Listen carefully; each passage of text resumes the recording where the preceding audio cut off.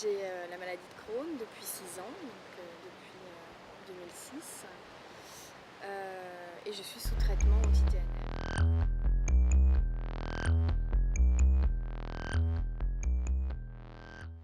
Alors oui, mon gastro-entérologue toujours me laisse le choix, même s'il oriente quand même mes décisions. J'avais la possibilité de refuser, hein. Mais bon, c'était pas nécessairement une bonne idée.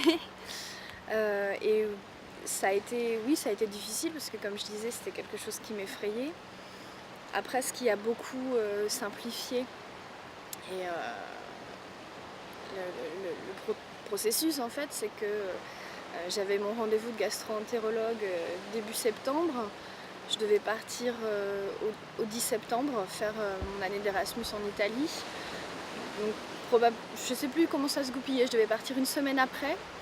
Et donc là, il m'a dit ce serait quand même bien de passer aux anti-TNF pour que vous partiez tranquille, en fait.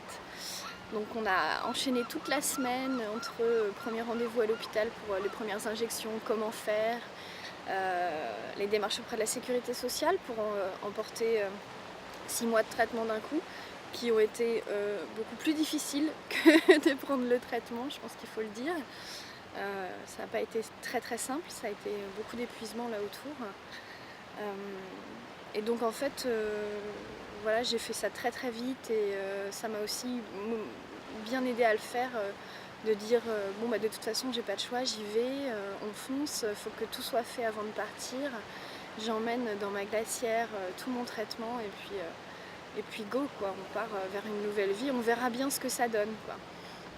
Mon gastro m'avait donné le nom d'un gastro-entérologue en Italie, il m'avait dit tu vas à tel hôpital, surtout t'hésites pas, tu m'envoies des mails si ça ne va pas. Donc il a été vraiment très à l'écoute et m'a aidé dans ce projet de partir à l'étranger malgré tout. Et vraiment ça s'est super bien passé quoi, parce que bon, déjà j'ai très bien réagi au traitement assez rapidement parce qu'un mois après j'étais à fond, j'avais une énergie incroyable. Je pense que la stimulation, l'émulation d'un nouvel environnement, l'environnement d'une vie Erasmus au soleil, ça donne aussi la pêche.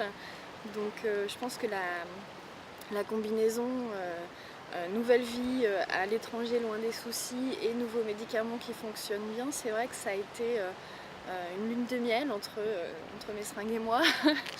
Donc ça c'était vraiment chouette.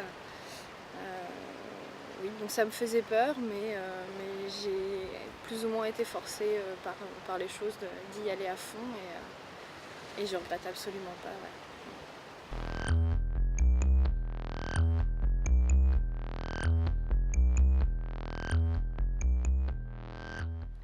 Alors on m'a prévenu qu'il pouvait y avoir des effets secondaires sans véritablement faire une liste détaillée.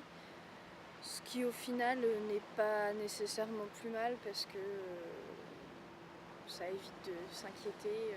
Enfin ça dépend des points de vue, mais voilà. Après, c'est vrai que des fois on découvre des effets secondaires, on fait ah est-ce que ce serait pas ça? Et puis en posant la question au gastro-entérologue, ah bah oui c'est un effet secondaire effectivement.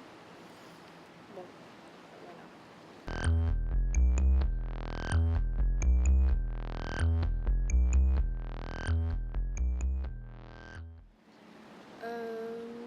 Non, je dirais que c'est plutôt une liberté en fait, de choisir le bon moment, même si c'est difficile de le faire régulièrement.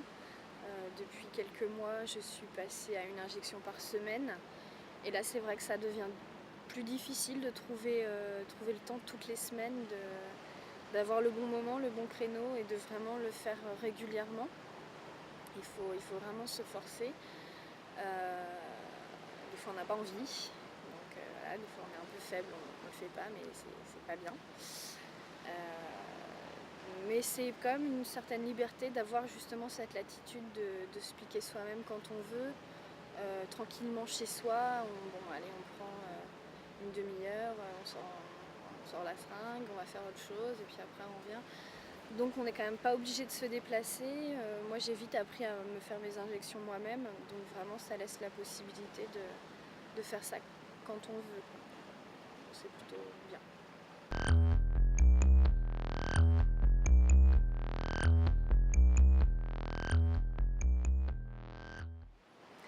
Alors j'ai eu des effets secondaires, des manifestations dermatologiques. J'ai eu, alors c'est difficile de savoir si c'est vraiment lié, j'ai eu de l'eczéma.